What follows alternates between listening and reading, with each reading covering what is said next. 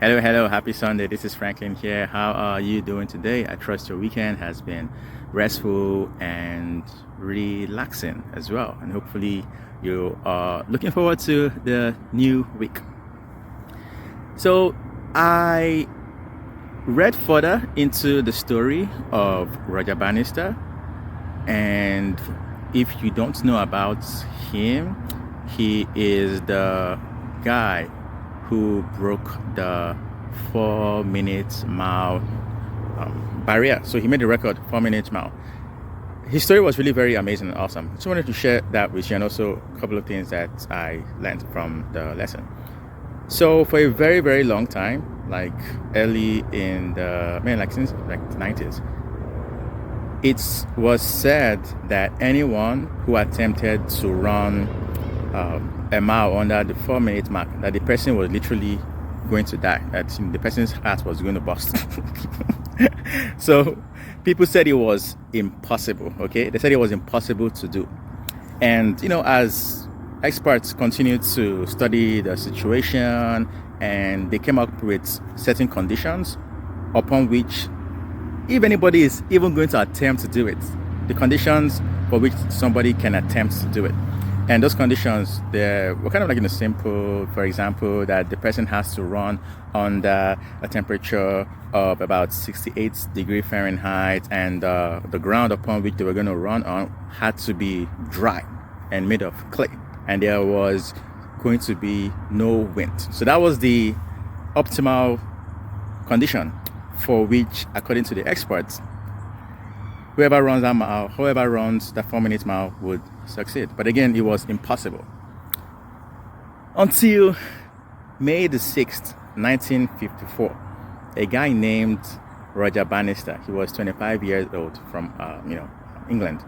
He ran that race under the exact opposite condition when the opposite condition that the experts said needed to be in place. So the weather was wet and it was cold, and apart from that, the expert had said that when the runner was running that race, that they had to be like a lot of people like cheering this person up, as a way of giving the person morale.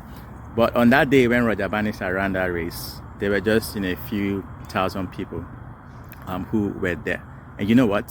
He did it. He ran the 1 mile under 4 minutes, and that was like woohoo! Everyone was like cheering and excited. And you know what? That's what they said was impossible. And guess what? After he ran that 1 minute at the 4 minute mile, a month later, somebody else did it, and again another person did it. And ever since that time till today, there have been like thousands and thousands of people who completed that 4 minute mile. So what does that mean for you and I today? A couple of things. First of all, looking at that thing that, say, you've always desired, you've always wanted to get done, that people say is impossible, even though some experts may have said is impossible. I want to challenge you and also encourage you to cancel and strike the word impossible from your dictionary. In fact, the word impossible, like someone once said, is I am possible. I think that's what I said. I am possible. Yes, I'm possible. Yeah, anything is possible. It is possible. So cancel that impossible and go for it. Whatever it is that you believe perhaps God has put in your hearts to do, even though experts, quote unquote, experts who haven't done it before, they said it is impossible. Again, they haven't done it before, so they cannot tell you what is possible or not possible, especially when they haven't done it before. Just as it was with Roger Bannister. People said it couldn't be done. But I want to challenge you, go for it. Cancel the word impossible from your dictionary. Whatever it is that you believe God has put in your heart to do, and you see that there's a need for it to be done, and you see how much it's going to impact the lives of people, go for it. And you know what? Who knows? After you get it done, who knows how many more people are going to do it because of you.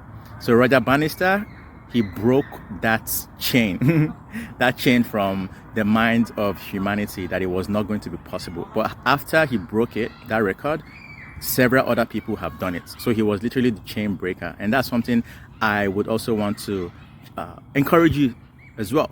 Go get that thing. Go get it done. It is possible by God's grace. And after you get it done, you are likely also going to inspire other people to pursue what may have been seemingly impossible, because they would say to themselves, wow, if this person can do it, then I can do it. And you're going to be the reason that they pursue those dreams and those goals that other people may have deemed impossible.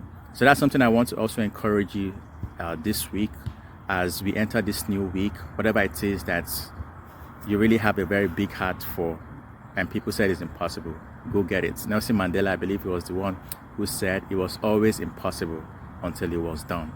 So that thing that you have in mind to do, it may have been impossible until you do it.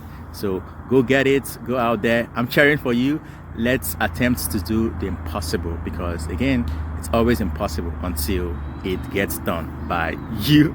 So go be that chain breaker, go be that record maker as well, and let's go attempt great things and do great things, because again, the world needs people like you and I who attempt to do the impossible, and God willing, we're going to make it happen. So that's something I want to share with you today. I want to encourage you, and I hope that you have a powerful and a great conqueror's week ahead. And don't forget that you're more than enough, you are worthy, you're deserving, you are loved. It's been Franklin here. Take care. Let's have a powerful and great week. Let us go. Bye now. Peace.